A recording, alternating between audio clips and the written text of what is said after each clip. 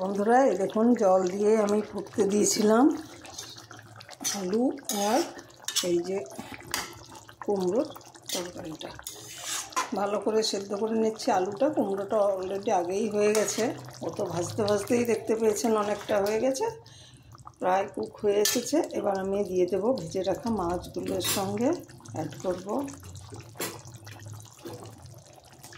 মাছের মাথাটা দিচ্ছি।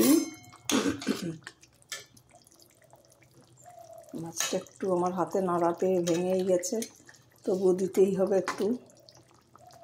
ঝোলটায় দিয়ে দিচ্ছি আর একটা মাছ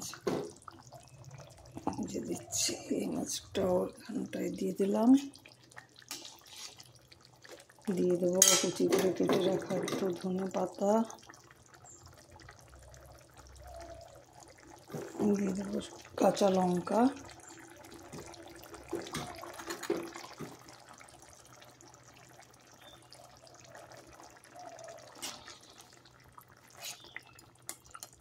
ফুলকপি বাঁধাকপি তো রোজই খেতে হচ্ছে, খাচ্ছি, শীতের মেন সবজি বলা যায়। আর শীতের সময় অনেক কিছু সবজি ওঠেও, তো আজকে একটু অন্যরকম। ওটা তো প্রায়ই হচ্ছে, রোজই হচ্ছে বন্ধুরা, তো আজকে ভাবলাম একটু অন্যরকম বানাই, হালকার মধ্যে এই সবজিটা বানালাম আজকে। আর করেছি গরম গরম বেগুন ভাজা, আলু সেদ্ধ আর এই যে গরম ভাত। এটা কোনো ভাত উঠছে দেখুন।